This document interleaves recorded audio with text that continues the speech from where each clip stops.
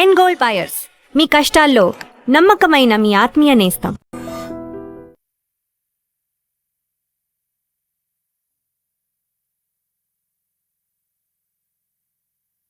So ఇక్కడ 3 ఏళ్ల పాటు రేవంత్ రెడ్డి ఉంటారా మరి? ఉంటారని అనుకుంటున్నా.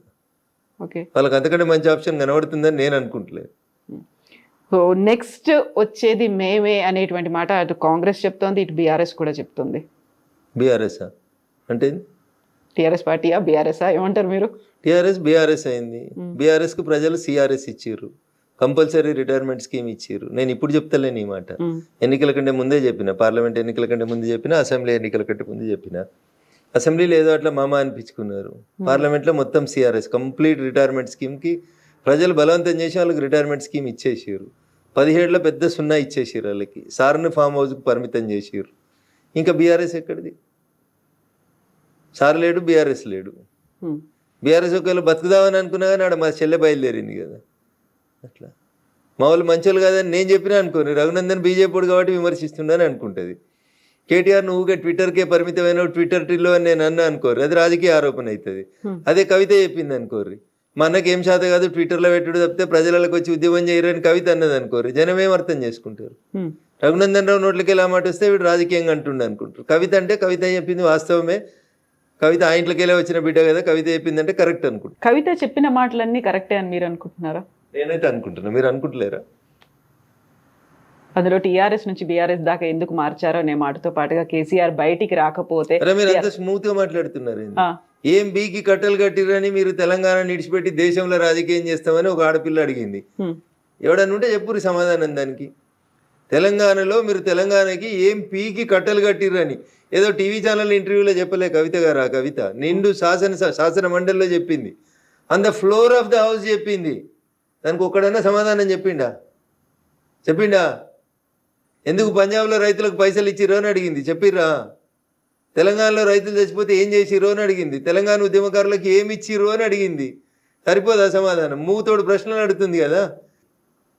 శంకరమ్మ అనేటువంటి మలిదశ తెలంగాణ ఉద్యమాన్ని మలుపు తిప్పినటువంటి సోదరుడు శ్రీకాంతాచారి తల్లిని టీఆర్ఎస్ ఎలియాస్ బీఆర్ఎస్ ఎట్లా వంచింది కవిత అంటే, ఇక్కడ గన్ పార్క్లో నిలబెట్టి కాల్ చేయాలి వాళ్ళని, 2 గన్మెన్లను పంపించి.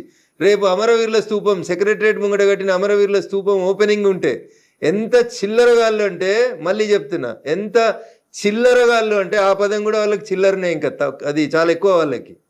ఆమెను ఎమ్మెల్సీ చేస్తున్నామని టీవీలలో బ్రేకింగ్ న్యూస్లు నడిపించి, ఆమెకి 2 గన్మెన్లను పంపించి అమరవీరుల స్తూపం ఓపెన్ చేసినాక ఆమెకి ఎమ్మెల్సీ ఇవ్వలేదు. ఇంతకంటే నీతి మాలినటువంటి పార్టీ ఏమైనా ఉంటుందా చెప్పుండ్రి? మీలాగా జ్యూస్ తాగలేదు శ్రీకాంత్ సారి, మీలాగా పెట్రోల్ పోసుకొని అగ్గిపెట్టే మర్చిపోలేదు, మీలాగా ఏదో జోక్ కోసం అగ్గిపెట్ట పోసుకొని పెట్రోల్ పోసుకొని అంటు పెట్టుకోలేదు. ఆయనే మలిదశ తెలంగాణ ఉద్యమాన్ని మలుపు తిప్పిన శ్రీకాంతాచారి తల్లికి ఏమిచ్చినావు నువ్వు? 10 ఏళ్ళ నీ పాలనలో 10 పైసలు ఇచ్చినావా నువ్వు? నీ కొడుకుని ఎమ్మెల్యేని చేసుకున్నావు, మంత్రిని చేసుకున్నావు, నీ అల్లుని ఎమ్మెల్యేని చేసుకున్నావు, మంత్రిని చేసుకున్నావు, నీ బిడ్డను ఎంపీని చేసినావు, ఎంపీ ఓడిపోతే ఎమ్మెల్సీ చేసినావు. ఎంత దోసుకున్నావో లెక్కలేనంత దోసుకున్నావు. ఒక్క తల్లి తన కడుపు కోత మలిదశ తెలంగాణ ఉద్యమాన్ని మలుపు తిప్పిన శ్రీకాంతాచారి తల్లికి నీ 10 ఏళ్ళ టెన్యూర్లో ఎమ్మెల్సీ పదవి ఇవ్వడం చేత కానీ మిమ్మల్ని ఏమనాలే? ఇట్టిట కొట్టుకునేటోళ్ళు అనాలి మిమ్మల్ని. ఆ పదం కూడా నా నోట్లకి వెళ్ళి అనడం దారుణం. ఇంకా ఏం బతుకులు మీ? ఏం బతుకులు అంటున్నా, ఎగిరెగిరి పడుతూ మాట్లాడతారు కదా మీ. ఏం బతుకులు మీ? ఎప్పుడన్నా ఆలోచించిర్రా మీరు? శ్రీకాంతాచారి పెట్రోల్ పోసుకొని తగలబడుతుంటే మేము అందరం డిఆర్డిఓ దగ్గర నపోలోకి పోతే, నేను ఎట్లాగో చచ్చిపోతే నాకు తెలుసన్నా, తెలంగాణ వచ్చేదాకా కొట్లాడుండ్రే అని అడిగిండు మమ్మల్ని. వచ్చిండు కదా అదే రోజు ఈ కేటీఆర్ వచ్చిండు, అదే హరీష్ రావు వచ్చిండు. ఏమైంది మీకు? అన్నం తింటురా అసలు? ఆ తల్లికి ఎమ్మెల్సీ చేయడానికి మీకు కష్టమా? పక్క పార్టీలకు వెళ్ళి తీసుకొచ్చుకున్న దొంగలకు ఎమ్మెల్సీలు ఇస్తారు, రాజ్యసభలు ఇస్తారు, అమ్ముకుంటారు మీరు పదవుల్ని. కడుపు శోకం కంఠ శోష. శ్రీకాంత్ సార్ తల్లికి ఎమ్మెల్సీ ఇవ్వవా 10 ఏళ్ళల్లో? ఏం తప్పు అడుగుతురు? ఎవరు తప్పు అడుగుతురు? నీ బిడ్డను తీసుకొచ్చి ఆగమాగం ఎమ్మెల్సీ చేస్తావు కదా. శంకరమ్మని ఎందుకు చేయవు? నువ్వు ఇచ్చిన రాజ్యసభలు ఎవరికి ఇచ్చినావు? ఎవరు రాజ్యసభలు? నీకు పైసలు ఇచ్చేటోళ్ళు, నీకు దోషి పెట్టేటోళ్ళు, నీకు కంపెనీలు ఇచ్చేటోళ్ళు, గీళ్ళకి నువ్వు రాజ్యసభలు ఇస్తావు. ఎందుకు శంకరమ్మకి ఎందుకు వెళ్ళా రాజ్యసభ? ఏం తక్కువ చేసింది మలిదేశ తెలంగాణ ఉద్యమానికి శంకరమ్మ? సో ఇప్పుడు మీరు ఒక మాట ఈ మధ్య కాలంలో అన్నారు, ఘర్ వాపసి, బీజేపీని వదిలి కాంగ్రెస్ లోకి వెళ్ళిన వాళ్ళు మళ్ళీ తిరిగి వస్తున్నారు, వచ్చే ఆలోచన రావాలని కోరుకుంటున్నాను నేను. వస్తున్నారు అని చెప్పలే, వచ్చిర్రు అని చెప్పలేదు, రావాలని కోరుకుంటున్నా అని చెప్పిన. ఎందుకంటే మీరు మమ్మల్ని వద్దనుకొని పోయిన తర్వాత జరిగిన పరిణామాలన్నీ మీరు ఆలోచించుకొని విఘ్నతతోటి అక్కడ మీకు ఏం గౌరవం లేదు, గుర్తింపు లేదు, కాబట్టి వెనక్కి వస్తే ఇక్కడ కొంచెం గౌరవం గుర్తింపు ఉంటుంది, రండి మిత్రులారా అని చెప్పినమాట వాస్తవం. కాకపోతే అధికార కాంగ్రెస్ పార్టీని వదిలిపెట్టి మళ్ళీ బీజేపీకి వస్తారంటారా?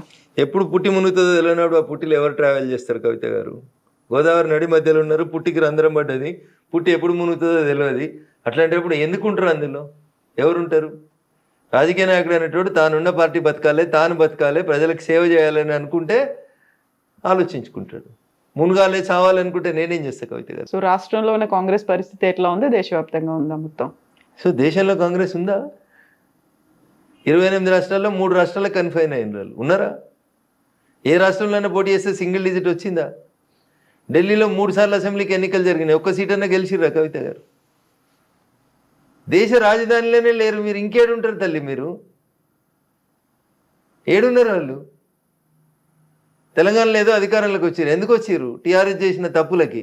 భారతీయ జనతా పార్టీ ఆ రోజు కొంచెం 1-2 జరగరాని సంఘటనలు పార్టీలో జరగడం వల్ల అట్లా అయింది. అట్లా అంతకుమించి కాంగ్రెస్ ఎక్కడ తెలంగాణలో? కర్ణాటకలో కాంగ్రెస్ వచ్చినాక తెలంగాణలో కాంగ్రెస్ బతికింది. అంతకుముందు కాంగ్రెస్ ఎక్కడుంది? ఎవరు ఆలోచించారు కాంగ్రెస్ గురించి? కొట్లాడింది మేము, యాంటీ టీఆర్ఎస్ వేవ్ని తయారు చేసింది మేము, టీఆర్ఎస్ను దించాలనే ఆలోచన ప్రజలకు కల్పించింది మేము, టీఆర్ఎస్ని దించవచ్చు అని చెప్పింది దుబాకు ఉప ఎన్నిక ఫలితం. ఇవి కదా. అంతకుముందు అది పెద్ద శత్రు దుర్భేద్యమైన కోట కదా. వాళ్ళు సిట్ అంటే మీరు సిట్టు, వాళ్ళు స్టాండ్ అంటే స్టాండు, వాళ్ళు రాహుల అంటే రాహులు, వాళ్ళు ఎంకన్నా అంటే ఎంకన్నా. అంతకుమించి ఏం నడిచింది? అప్పుడు ఏం నడవలే కదా. మేం కదా మొదలుపెట్టింది, బీజేపీ వాళ్ళం కదా. దుబ్బాకలు కొట్టినా, హుజరాబాద్లో కొట్టినా, ఇంకేం చేసినా మేం కదా టీఆర్ఎస్ని ఢీ కొట్టగలుగుతాం, టీఆర్ఎస్ని దించగలుగుతాం అనే ఒక వాతావరణాన్ని క్రియేట్ చేసింది మేం కదా. మేము 3 రాళ్ళు పెట్టినాం, అండ పెట్టినాం, నీళ్లు పోసినాం, ఎసరేసినాం, బియ్యం పెట్టినాం, అన్నం వండుకొని కాంగ్రెస్ వాడు తినిపోయింది అంతే. అండ దించడంలో మేము 1 నిమిషం ఆలస్యం చేసినాం అంతే, వాళ్ళు ఎత్తుకుపోయారు గద్దల్లాగా. సో ఆలస్యాన్ని సెటరేట్ చేసుకున్నారా మీరు అని అనుకుంటున్నాం. మొత్తం అంతా అప్పుడు గతంలో వచ్చినటువంటి 1-2 ప్రాబ్లమ్స్, సమస్యలు అన్నారు, అవన్నీ కూడా సరిదిద్దుకునే ముందుకు పోతున్నాం. జరిగిన పొరపాట్లను సరిదిద్దుకొని ముందుకు పోతుంటేనే పార్టీలైనా మనుషులైనా ముందుకు పోతూ ఉంటారు. మా వల్ల జరిగిన ఏంది అనేది మాకు అర్థమైన తర్వాత అవి మళ్ళీ జరగకుండా వాటిని సరిదిద్దుకునే ముందుకు పోతారు. దానికి సంబంధించి మొత్తం గ్రౌండ్ లో ఆ ప్రాపర్ గా ప్రిపరేషన్స్ అనేవైతే ఉన్నాయో, ఒక్కొక్క అడుగు పేర్చుకుంటూ వెళ్ళేట్టుగా సమన్వయం. ఎలక్షన్స్ అంటే ఏంది తల్లి చెప్పు? ప్రజలు తీసుకునే నిర్ణయం, ప్రజల్ని ప్రభావితం చేయాల్సినటువంటి అంశాలు ఏంది, చేస్తున్న అంశాలు ఏంది, ప్రజలకు మనం ఎట్లా దగ్గర కావాలి, ప్రజలకు మనం ఎట్లా మేలు చేయాలి, ప్రజల్ని ఎట్లా సేవ చేయాలి, ప్రజల మన్ననలు ఎట్లా పొందాలి. ఇంతకు మించి మీరు అనుకున్నట్టు మేము మందు వంచలేము, మేము పైసలు వంచలేము. కాబట్టి we have our own limitations. మేము ప్రజల్ని ఎడ్యుకేట్ చేసి ప్రజలకు ఏది మంచి ఏది చెడు అనేది చెప్పి ఎందుకు భాగ్యనగరంలో కాషాయం జెండా ఎగరాలనేటువంటి విషయంలో ప్రజల్లో చైతన్యవంతం తెస్తూ ఉన్నాం. పోయినసారి 2nd లార్జెస్ట్కి వచ్చినాము, ఈసారి 1st లార్జెస్ట్కి వస్తాం, మేమే గెలుస్తామని చెప్తున్నాం. సో వెస్ట్ బెంగాల్ మాదే.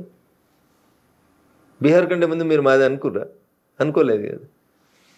బీహారు మాదే, వెస్ట్ బెంగాల్ కూడా మాదే. బీహార్కి వెళ్ళి నదులన్నీ వెస్ట్ బెంగాల్ వైపు పోతుంటాయి. సో బీహార్లో మొదలైంది, వెస్ట్ బెంగాల్లో ముగుస్తుంది. ఓకే. సో